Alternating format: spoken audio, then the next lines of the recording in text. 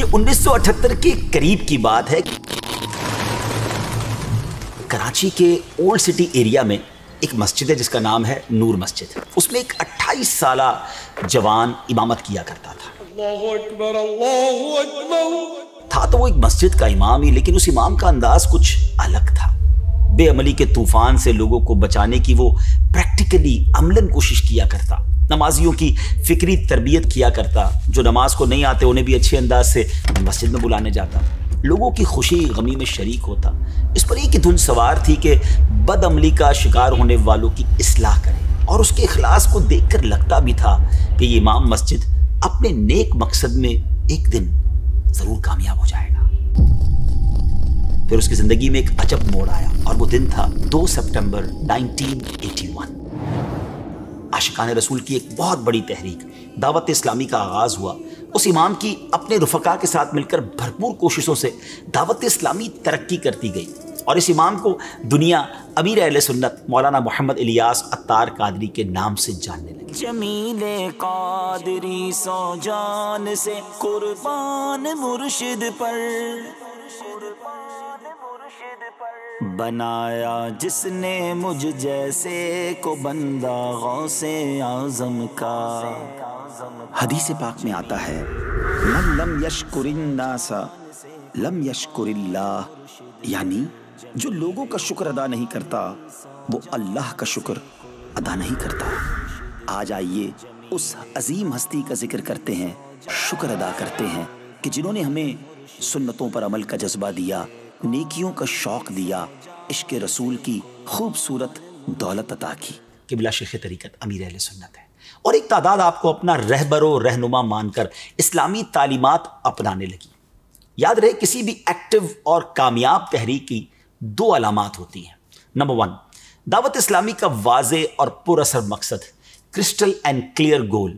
اور کیا خوبصورت مقصد ہے کہ مجھے اپنی اور ساری دنیا کے لوگوں کی اصلاح کی کوشش کرنی ہے، جس کے لیے امیر اہل سنت حضرت علامہ مولانا محمد الیاس عطار قادری دامت برکاتہم العالیہ کے جذبے کو ایک لارج اسکیل پر مضبوط نظام کی ضرورت تھی۔ لہٰذا اس بات پر زیادہ سے زیادہ توجہ رکھی گئی، اور دعوت اسلامی کا نظام مضبوط سے مضبوط تر ہوتا چلا گیا۔ اس تحریک کی ترقی کی بنیادی وجہ کیا تھی؟ جذبہ اخلاص تھا، للہیت تھی، اللہ کی رضا کے لیے کام کرنا تھا، کیونکہ جس دعوت کے پیچھے ذاتی مفادات یا لالچ وغیرہ موجود ہوں اس کے نتائج اس سے مختلف اور بعض اوقات عبرتناک ہوتے ہیں۔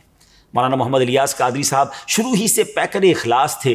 اپنے پیغام کو عام کرنے کے لیے کراچی کے مختلف علاقوں کا سفر کر کے اصلاحی بیانات کیا کرتے، سفری اخراجات سے لے کر کھانے تک کے معاملات اپنی جیب سے ادا کرنے کی کوشش کرتے، حتیٰ کہ نمک اور پانی بھی اپنے ساتھ رکھتے تاکہ اتنی معمولی چیز کے لیے بھی کسی سے سوال نہ کرنا پڑے۔ اخلاص کا جب یہ عالم ہو تو دعوت دینے والے کی زبان ہی متاثر نہیں کرتی، بلکہ اس کا کردار بھی آنکھوں کو بھاتا ہے۔ لہٰذا اس دعوت کا اثر جلد ہی لوگوں نے قبول کرنا شروع کر دیا۔ یوں معاشرے میں رہنے والے ہر عمر کے افراد، خصوصاً نوجوان، اس تحریک سے وابستہ ہونے لگے۔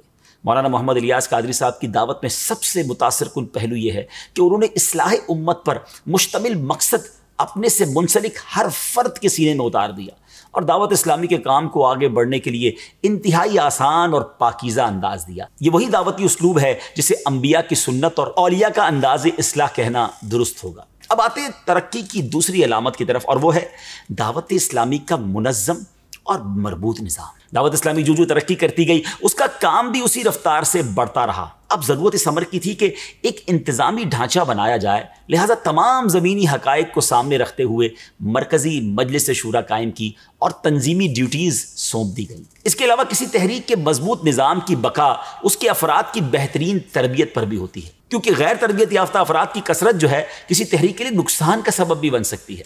لہٰذا حضرت علامہ مولانا محمد الیاس قادری صاحب نے گھر، بازار، اسکول، کالج، یونیورسٹی سے لے کر انسان کی آخری آرام گاہ تک درس اور اجتماعات کا ایسا نظام رائج کیا جس کے بہترین نتائج اب بھی دیکھے جا سکتے ہیں۔ گزشتہ 40 سالوں میں اس تحریک سے وابستہ افراد کا ذوق علم کس قدر بڑا ہے، اس کا انداز اس تحریک کے اشاعتی ادارے مکتبۃ المدینہ کی ہر کتاب کی ریکارڈ سیل سے لگایا جا سکتا ہے۔ یہ تحریک اپنی کتب کے لیے گاہک ہی نہیں بڑھاتی بلکہ ریڈرز بڑھاتی ہے، اور اپنے مبلغین کو باقاعدہ ٹارگٹ دیے جاتے ہیں، ہدف دیے جاتے ہیں، اور جس طرح کسی بھی فعال نظام کو مؤثر بنانے کے لیے نرمی کا کردار بہت اہم ہوتا ہے، دعوت اسلامی بھی اپنا پیغام نرمی کے ساتھ پہنچانے پر یقین رکھتی ہے۔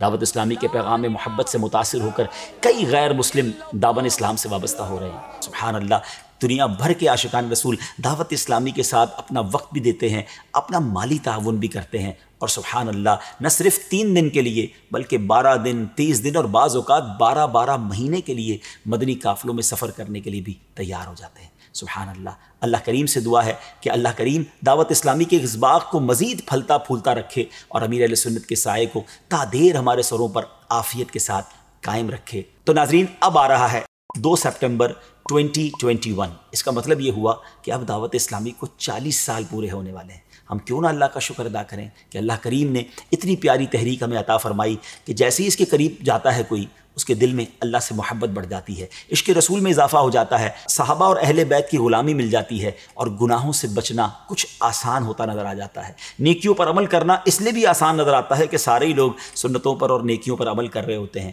تو کیوں نہ اس پیارے ماحول سے ہم بھی وابستہ ہو جائیں اور 40 سال مکمل ہونے پر اللہ کا شکر ادا کریں، اور کیوں نہ دل سے کہیں شکریہ دعوت اسلامی، شکریہ امیر اہل سنت۔ شکریہ تارکار، شکریہ تارکار۔